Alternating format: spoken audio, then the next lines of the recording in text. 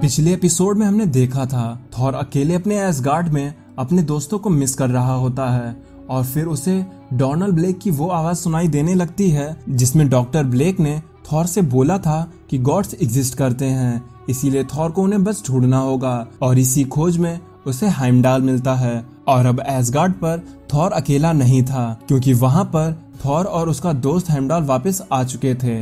अब आगे हमारी आज की कहानी शुरू होती है उस होटल से जहां पर डॉक्टर ब्लेक आकर रुके हैं। क्योंकि वो एक डॉक्टर हैं तो उनसे मिलने के लिए एक दूसरा डॉक्टर आया होता है। वो डॉक्टर ब्लेक से उसकी कुछ लोगों की मदद करने के लिए बोलता है क्योंकि वो एक डॉक्टर है और डॉक्टर को हर उस जगह पर होना चाहिए जहां पर उनकी ज़रूरत है।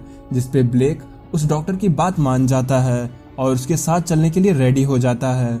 और फिर वो दोनों लोग अफ्रीका के एक छोटी सी जगह पर पहुंचते हैं क्योंकि उन्हें यहीं पर लोगों की मदद करनी थी। यहाँ पर दो अफ्रीकन ट्राइब्स आपस में पिछले 2 साल से एक दूसरे पर अटैक करने में लगी हुई हैं, जिसमें नुकसान मासूम लोगों को हो रहा था। इस वॉर में कई बच्चे घायल हो गए, लोगों ने जीने के लिए घर छोड़ दिए थे, कुछ बेसहारा हो गए और अब इनको देखने वाला कोई नहीं था। ये लोग इतने गरीब थे कि ये अपना इलाज भी नहीं करवा सकते थे। इसीलिए उस डॉक्टर ने खुद की ही अपनी एक टीम बनाई और इन लोगों का इलाज करने के लिए अपने ही जैसे डॉक्टर को जोड़ने लगा। डॉक्टर ब्लेक भी इन लोगों को इस हालत में देखकर हैरान था और वह भी अपने काम में मन से लग गया। अपना काम करने के बाद डॉक्टर ब्लेक एक पेड़ के नीचे थोड़ा रेस्ट करने के लिए बैठ जाता है, लेकिन तभी वहां पर वो डॉक्टर आता है जो ब्लेक को अपने साथ यहाँ पर लेकर आया था। वह ब्लेक से उसके पहले दिन के काम के बारे में पूछता है, जिसपे ब्लेक बताता है आज का दिन तो काफी थका देने वाला था, लेकिन मुझे ये समझ में नहीं आता कि इस जगह पर इस देश की गवर्नमेंट या यूएन ध्यान क्यों नहीं दे रहा है। तब वो डॉक्टर कहता है गवर्नमेंट तो बस दिखावे की होती है। कुछ लोग तो ये बात कह रहे हैं कि इन लोगों को सरवाइव करने के लिए इन्हें गन्स प्रोवाइड करा दी जाएं, लेकिन ये कोई सॉल्यूशन नहीं होगा। इस तरह से ये चीजें और भी बढ़ती जाएंगी। तो ब्लेक पूछता है फिर आपकी तरफ से इसका सॉल्यूशन क्या होना चाहिए, जिसपे वो डॉक्टर ब्लेक को अपने साथ चलने के लिए कहता है और रास्ते में उसे बताता है कि मेरे हिसाब से इसका सॉल्यूशन होगा कंपैशन, अच्छी नीयत और फायदे से ऊपर उठ के लोगों के लिए काम करना। तुम इन 3 लोगों से मिलो, ये अलग अलग देश से यहाँ पर आए हुए डॉक्टर्स हैं और ये यहाँ पर किसी फायदे के लिए नहीं बल्कि लोगों की मदद करने के लिए इकट्ठा हुए हैं, लेकिन इनका मोटिव बस लोगों की मदद करना है। और यहाँ पर जिस तरह के हालात हैं उससे मुझे तो यही लगता है कि इन लोगों की मदद सिर्फ कोई गॉड कर सकता है, बाकी कोई नहीं। अब जब ये लोग अपनी बातें कर ही रहे होते हैं कि तभी जंगल से कोई लड़की भागते हुए उनकी तरफ मदद मांगने के लिए आ रही होती है। इस वजह से वो सभी डॉक्टर्स उस लड़की की ओर भागते हैं, लेकिन ब्लेक उन्हें उस लड़की के पास जाने से रोकता है क्योंकि उसे वहां पर कुछ गड़बड़ नजर आती है।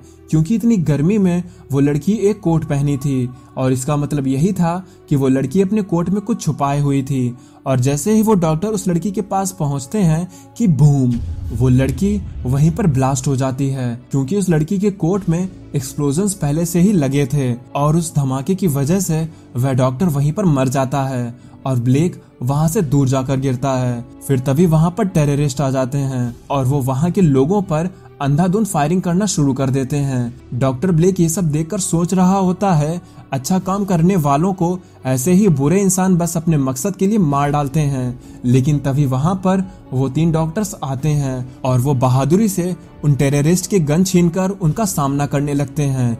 क्योंकि बुराई कितनी भी क्यों ना बढ़ जाए, कोई ना कोई उस बुराई को खत्म करने के लिए आगे आता ही है। और जब तक ऐसे ही अच्छे लोग दुनिया में एग्जिस्ट करेंगे तब तक ये दुनिया किसी भी तरह से सेफ रहेगी। पर ब्लेक ये बात जानता था कि वो तीनों लोग ज्यादा देर तक इन टेररिस्ट का सामना नहीं कर पाएंगे और इसीलिए वो अपनी छड़ी की तरफ बढ़ने लगता है। और जैसे ही ब्लेक की उंगलियां उसकी छड़ी से छूती हैं कि एक थंडर स्ट्राइक और फिर ब्लेक थॉर में बदल जाता है। और अब इस सिचुएशन को संभालने के लिए वहां पर थॉर आ चुका था। वो नासमझ टेररिस्ट थॉर पर गोलियां चलाने लगते हैं जिससे थॉर को कुछ भी फर्क नहीं पड़ता। ये देखकर वो लोग दंग रह जाते हैं, लेकिन अब बारी गॉड ऑफ थंडर की थी और फिर थॉर का म्योनिर हवा में उन लोगों की तरफ जाता है जिससे वो सब लोग दूर जाकर गिरते हैं और कुछ टेररिस्ट अपनी जान बचाकर वहां से वापस भाग जाते हैं। उन लोगों को ठिकाने लगाने के बाद थॉर उन 3 डॉक्टर की तरफ बढ़ता है और पूछता है तुम 3 लोग एक ही समय पर अलग अलग देश से एक साथ इकट्ठा हुए हो। तो वो 3 लोग कहते हैं हाँ, ये बस एक इत्तेफाक था। जिसपे थॉर कहता है मैं पहले ये बात मान भी लेता, लेकिन ये बस एक इत्तेफाक नहीं था, क्योंकि मैं इस टाइम जानता हूँ कि ये सब कोई कोइंसिडेंस नहीं है और अब तुम लोग बिल्कुल भी मत हिलना। और इतना कहते हुए थॉर म्यूनिर को घुमाने लगता है और तभी एक थंडर स्ट्राइक वहां पर आकर गिरती है और फिर हम देखते हैं वॉरियर्स 3 को, जो उन डॉक्टर्स की बॉडी में फंसे हुए थे। थॉर एक बार फिर से अपने दोस्तों से मिलकर खुश हो जाता है, लेकिन तभी वहां पर एक बुढ़ा आदमी आता है। वो थॉर से कहता है तुमने आज तो हमें बचा लिया, लेकिन वो लोग फिर से आएंगे और इस बार वो दुगनी ताकत से आएंगे और तब हमें बचाने वाला यहाँ पर कोई नहीं होगा। जिसपे थॉर अपना म्यूनिर उस जगह पर इतनी जोर से हिट करता है कि वह जमीन 2 हिस्सों में बट जाती है। थॉर उनसे कहता है लो, अब वो लोग यहाँ पर वापस से नहीं आ पाएंगे। जिसके बाद थॉर वहां से वॉरियर्स 3 को लेकर एसगार्ड पर आ जाता है और यहाँ पर ये लोग बात कर ही रहे होते हैं कि तभी हाइमडाल वहां पर आता है और कहता है लॉर्ड थॉर, आप जिस तरह से काम कर रहे हैं वो अच्छा है, लेकिन आप काफी धीमे धीमे काम कर रहे हैं।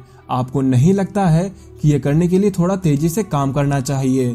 तब थॉर कहता है हाँ, मुझे भी ये लगता है, लेकिन तुम मुझे ये बताओ कि यहाँ पर तुम्हें बाकी के एसगार्डियन नजर आ रहे हैं? तो हेमडाल कहता है हाँ, मैं उन्हें देख सकता हूँ। फिर थॉर कहता है लेकिन तुम मुझे कुछ परेशान से लग रहे हो हेमडाल, क्या तुम्हें सिर्फ कहीं पर मिली? जिसपे हेमडाल जवाब देता है मैंने सभी 9 रियासतों में लेडी सिफ को ढूंढने की कोशिश की, लेकिन वो मुझे कहीं पर नहीं मिल रही हैं। लेकिन इतने दिनों में मैंने कुछ लोगों को ढूंढा है, जिसमें हो सकता है कि वो लोग एसगार्डियंस हों, लेकिन अभी कुछ समय पहले ही वो सब लोग मेरी नजरों से ओझल हो गए हैं और यही मेरी चिंता का कारण है। जिसपे थॉर पूछता है कि क्या वो लोग मर गए? हेमडाल कहता है पता नहीं, वो बस एकदम से मेरी नजरों से गायब हो गए। तो थॉर कहता है हेमडाल, तुम मुझे उस जगह की लोकेशन के बारे में बताओ, बाकी मैं खुद वहां पर जाकर देख लूंगा। अगर हमारे पास एक चांस है तो उसे हमें मिस नहीं करना चाहिए। जिसपे हेमडाल थॉर को उस जगह का पता बताता है और फिर पता चलते ही थॉर म्यूनिर को घुमाते हुए वहां से उड़ जाता है नेवाडा, न्यू मैक्सिको। थॉर अब उस जगह पर पहुंच गया था जहां पर उन सभी लोगों को आखिरी बार हेमडाल ने देखा था। फिर थॉर एक पत्थर हटाकर अंदर की ओर जाने लगता है। ये जगह किसी सीक्रेट बंकर की तरह लग रही होती है। थॉर उस जगह में जैसे ही अंदर जाता है उसे वहां पर बहुत से लोग बंदी नजर आते हैं। वो सभी लोग थॉर को वहां पर देख के थॉर से मदद मांगने लगते हैं। थॉर को ये बात समझ में नहीं आ रही थी कि एक साथ इतने लोगों को यहाँ पर किसने कैद कर रखा था। फिर थॉर उन सभी से कहता है कि वो लोग अब सेफ हैं, बस वो लोग गेट से थोड़ा दूर रहें। लेकिन तभी थॉर को किसी के जोर जोर से आने की आवाज आने लगती है।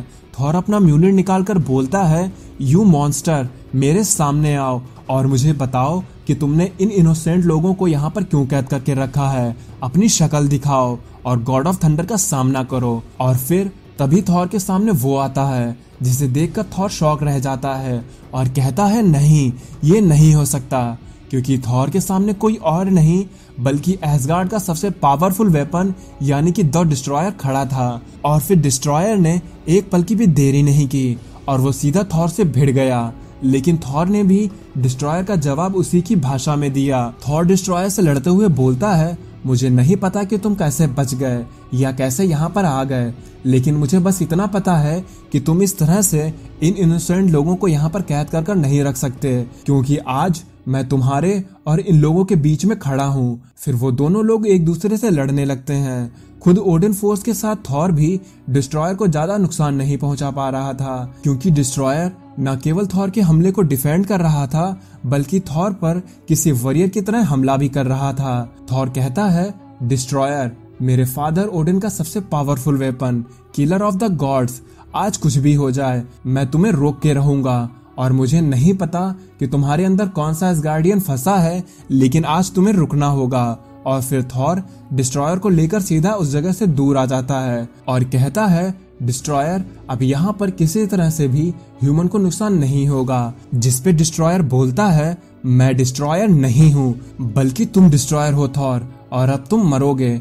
और अब थॉर का शक हकीकत में बदलने लगा था, क्योंकि डिस्ट्रॉयर के अंदर कोई एसगार्डियन फंसा था और वो जरूर थॉर से इस बात पर नाराज था क्योंकि थॉर ने रैग्नारॉक के साइकिल को रोकने के लिए पूरे एसगार्ड को खत्म कर दिया था और फिर तभी डिस्ट्रॉयर थॉर पर अपनी बीम से अटैक कर देता है। खुद थॉर अपनी ओडिन फोर्स के साथ डिस्ट्रॉयर के इस हमले का सामना करने में दिक्कत महसूस कर रहा था। थॉर कहता है अगर ऐसे ही चलता रहा तो ना तो डिस्ट्रॉयर हारेगा और ना ही मैं, इसीलिए मुझे अपने डिफेंस को डाउन करना होगा। लेकिन अगर मैं ऐसा करता हूँ तो शायद इससे मैं डिस्ट्रॉयर के हाथों मर भी सकता हूँ, पर मुझे ये रिस्क तो